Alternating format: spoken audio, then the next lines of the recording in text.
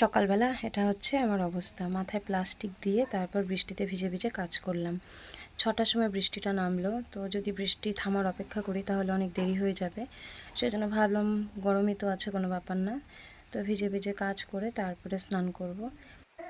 ভিজে ভিজেই ঘরে এসেছি এখন সমুদ্রকে আর ওর পাপাকে ডাকতে। তো একবার ওর পাপাকে ডেকেছিলাম ওঠার জন্য, তো উঠেনি, এখন ওই যে ঘরেই বসে আছে, বৃষ্টির জন্য বাইরে বেরোতে পারছে না। তো আমি এই যে স্নান করে এলাম, এখন রান্নাঘরে যাব আর সমুদ্রকেও হাত মুখ ধুয়ে দিলাম। তো বলছে যে রান্নাঘরে যাব কী করে, যেতে যেতে তো ভিজেই যাব। তো বললাম চলো চেঞ্জ করে দেবো জামা কাপড়। তো চা বসালাম রান্নাঘরে এসে। এই যে আমাদের রোজকার সকালের খাবার, চা আর মুড়ি।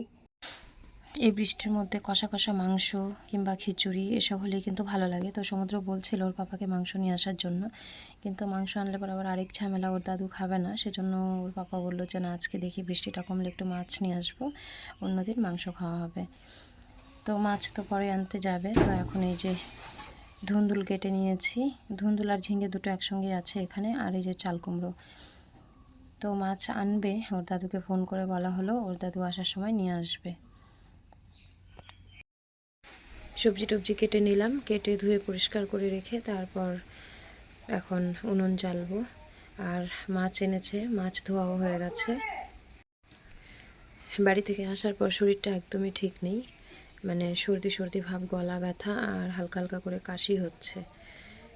তো এক জায়গা থেকে এক জায়গার জল, তারপর এই গরম, এই বৃষ্টি, আবার বৃষ্টিতে ভিজতেও হয়, এরকম করে করে কিন্তু ঘরে ঘরেই এখন দু একজন করে জ্বর সর্দি এসবে ভুগছে। তো আমাকেই পেয়েছে আগে। যত যাই হোক, চাই বাচ্চাটার শরীরটা ভালো থাকুক, কারণ বাচ্চাদের শরীর ভালো থাকলে মা বাবার মন ভালো থাকে। সমস্ত কিছু রেডি, মাছে নুন হলুদ মাখিয়ে নিয়েছি। এখন মাছ ভাজার জন্য কড়াইতে তেল দিয়ে দিলাম। সকালবেলা তো ভীষণ পরিমাণে বৃষ্টি হচ্ছিল, এখন দুপুরবেলা বৃষ্টি কমেছে। আমি একটু জামা কাপড় ধুয়ে দিয়ে আসলাম। বাচ্চা থাকলে পরে জামা কাপড় তো বের হবেই, যতই ভাবি আজকে ধুবো না, কিন্তু কি করতে যেন দু চারটে যখন বেরিয়ে যায় তখন ভাবি যে না ধুয়েই দিই। তো জামা কাপড় ধুয়ে টুয়ে মেলে দিয়ে আসলাম। রোদটা ভালোই উঠেছে এখন। তো রান্না করছি উনুন পাড়ে বসে, বেশ গরম লাগছে, আর সকাল দিকে ছিল ঠান্ডা। তো এই যে মাছ ভাজা হয়ে গেছে, এখন চাল কুমড়োর ঘন্ট করব। মাছ ভাজার পরে তেলটা একদম পুরো কালো হয়ে গেছিলো, তার একটু তেল দিয়ে দিলাম, তারপর পেঁয়াজ কালো জিরে ফোড়ন দিয়ে এখন চাল কুমড়োটা দিয়ে দিচ্ছি। চাল কুমড়োগুলো সমুদ্র ঠাম্মি কেটে দিয়েছে একদম ঝিরিঝিরি করে। এতটা ঝিরিঝিরি করে আমি কাটতে পারি না, আমি কাটলে পরে আর একটু মোটা মোটা হয়। তো এখন দিয়ে দিলাম কাঁচা লঙ্কা, তারপর একটু লবণ হলুদ দিয়ে তারপর নাড়াচাড়া করে এখন একটু ঢেকে দেবো। তো এর মধ্যে একটু মাছের মাথা হলে ভালো হতো, কিন্তু আমাদের বাড়িতে মাছের মাথা সেরকম কেউ খায় না, সেজন্য আনাও হয় না। তো এমনিই রান্না করব মাছের মাথা ছাড়াই। মাছের তেলটাতে দিলাম, মানে মাছ ভাজা তেলটাতে, তো সেটারই একটা ফ্লেভার আসবে। ঘরে অনেকগুলো শশা ছিল, তো সমুদ্র ঠাম্মি শশাগুলো নিয়ে বসেছে, বলছে এগুলো কেটে তারপর নুন দিয়ে লঙ্কা দিয়ে মাখা করলে সবাই খাবে, আর তা না হলে ঘরের মধ্যে এমনি থেকে থেকে পচে যাবে। কথা বলতে বলতে চাল কুমড়ো ঘন্ট হয়ে গেছে। মাছের ঝোল অনেকে অনেক রকম করে খায়, আমিও ভাবি রান্না করব একটু অন্য রকম করে, যেরকম সর্ষে দিয়ে তারপর শুধু আলু দিয়ে, কিন্তু এই বাড়িতে কেউ খেতে চায় না, সেজন্য আমাদের রোজকার একই নিয়মেই রান্না হয়, আলু বেগুন দিয়ে, নয়তো আলু ডাঁটা দিয়ে, মানে সবজি দিয়ে আর কি। তো এই যে প্রথমে আলুগুলোকে ভেজে নিচ্ছি, তারপর ডাঁটা বেগুন যা আছে সব দিয়ে দিচ্ছি, দিয়ে নাড়াচাড়া করে কষিয়ে নিই। বাচ্চাদের স্কুল তো গরমের বন্ধ দিয়েছিল, আর আছে কয়েকটা দিন, তো পুরো স্কুলের ছুটিটাই কাটিয়ে এলাম বাপের বাড়ি থেকে। তো আছে আর হাতে কয়েকটা দিন, এই দিনগুলো কেটে গেলেই তারপর আবার শুরু হয়ে যাবে সকাল থেকে তোড়জোড়।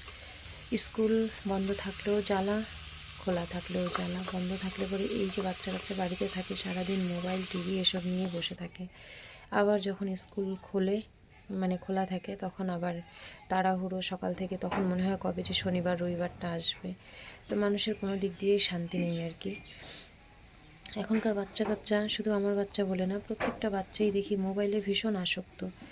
আমি চেষ্টা করি যতটা সম্ভব মোবাইল থেকে দূরে রাখার, কিন্তু পারি না। যখন কাজে ব্যস্ত হয়ে পড়ি তখন কোন ফাঁক দিয়ে মোবাইল নিয়ে যায়। তো কিছুটা আটকে রাখতে পারি, যখন বলি যে আমি ভিডিও করব মোবাইলটা দাও, নিও না, তো তখন একটু মানে, কিন্তু তারপরেও টিভি চালিয়ে দিতে হয়। আর এত পরিমাণে গরম কয়েকদিন থেকে যে বাচ্চারা বাইরে খেলবে সেটাও হচ্ছে না। তো আমি আমার বাপের বাড়ির ওখানে আরও বেশি পরিমাণে গরম। এখানে একটু গাছপালা আছে, কিন্তু আমার বাপের বাড়ির ওখানে গাছপালার সংখ্যাটা খুবই কম, মানে রোদটা পুরো একদম সন্ধ্যা পর্যন্ত থাকে। রান্না হয়ে গেছে, তো দেখো মাছের ঝোলটা কিন্তু দেখতে ভীষণ সুন্দর হয়েছে, খেতেও ভালোই হয়েছিল। দুপুরের জন্য আর রাতের জন্য আলাদা করে রাখি, যেহেতু আমি দুপুরে রান্না করি, রাতে আর করি না, সেজন্য রাতেরটা আলাদা করে রাখি, তা না হলে নষ্ট হয়ে যাওয়ার চান্স থাকে। আমাদের ফ্রিজ নেই তাই।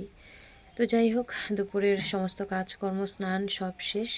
এখন এই যে সমুদ্রকে খাওয়া দাওয়া করিয়ে দিয়ে টিউশন পাঠাচ্ছি। তো চলো আজকের ভিডিওটাও এখানে শেষ করলাম। সবাই ভালো থেকো, সুস্থ থেকো, দেখা হবে পরের ভিডিওতে।